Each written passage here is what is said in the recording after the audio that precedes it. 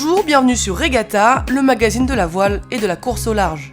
Au sommaire cette semaine, les nouvelles données météo de la Volvo Ocean Race qui pourrait bien bouleverser tout le classement de l'étape 7 menée par Abu Dhabi.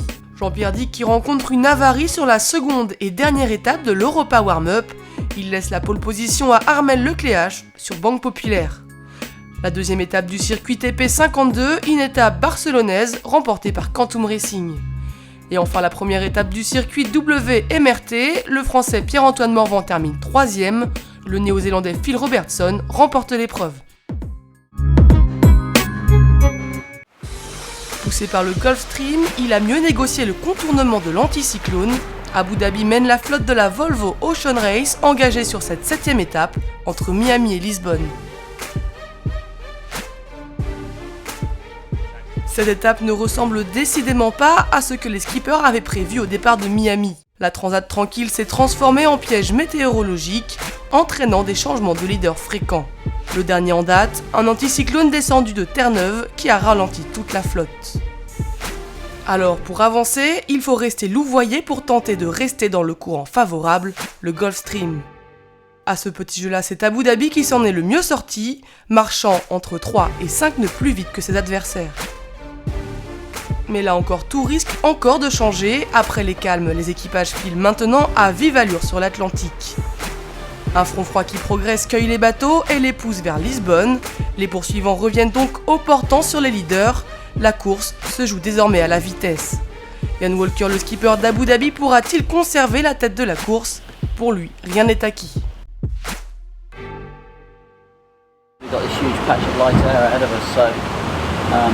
We're expecting to make losses over the next 2 or 3 days. So the question is, have we got enough in the tank?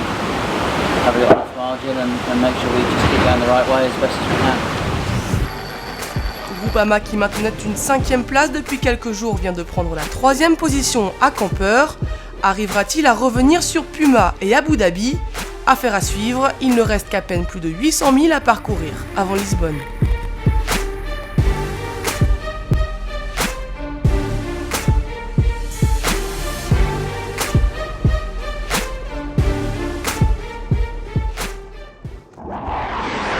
Jean-Pierre Dick s'est offert la première étape de l'Europa Warm-Up. Celle courue en équipage, c'était mercredi 23 mai à Cascais.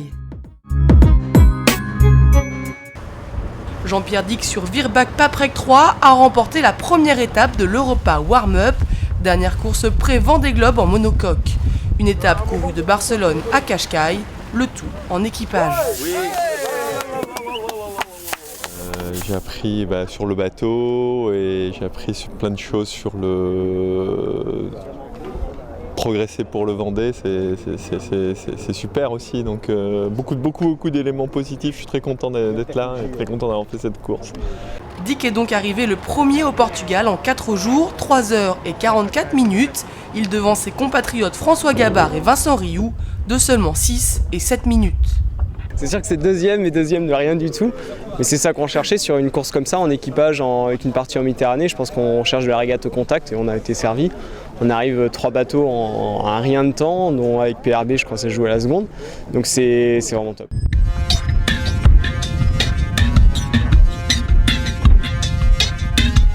Le départ de la seconde étape de la course a été donné samedi 26 mai au soir, une course courue cette fois-ci en solitaire pour les 760 pieds en lice.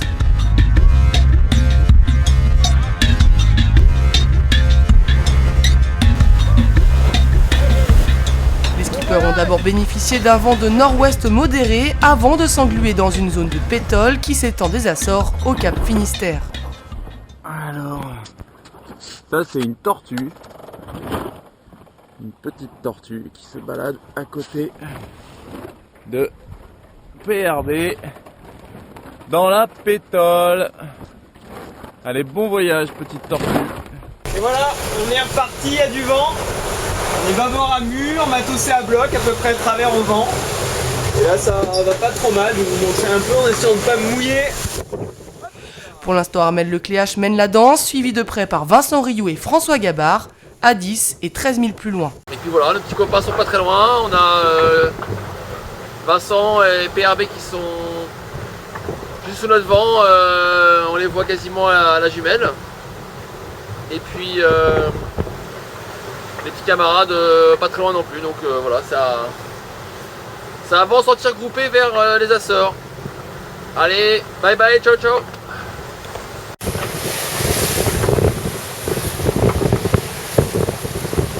Pour Jean-Pierre Dick, en revanche, la course est compromise. Le skipper de Virbac Paprec 3 a rencontré une avarie au niveau de sa quille. Afin de limiter les risques de perte, Dick fait route vers Lisbonne. Si d'ici demain il n'a pas pu réparer, le skipper sera contraint à l'abandon. Mais mieux vaut casser maintenant que pendant le Vendée Globe, dont le départ sera donné le 10 novembre au Sables-d'Olonne.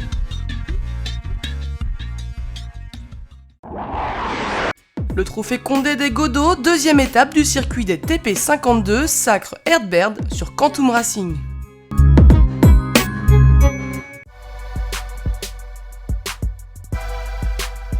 Du 23 au 27 mai à Barcelone, 5 TP52 s'affrontaient pour la deuxième étape du circuit, le trophée Condé des Godos.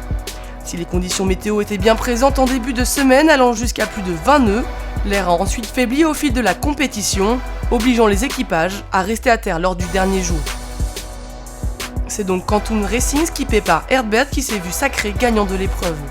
Le team s'est imposé au long de la semaine, et cela malgré l'arrivée de 5 nouveaux membres d'équipage à son bord. La victoire n'était pas courue d'avance pour les Américains, face à eux le redoutable team Audi Azura, dont le bateau a été construit par le même architecte. Mais Quantum Racing a creusé définitivement l'écart samedi 26 mai en remportant sa deuxième victoire de manche. La prochaine étape aura lieu à Porto Cervo, en Sardaigne, c'est du 11 au 17 juin. Ici, les Italiens d'Azura seront chez eux, gare aux surprises.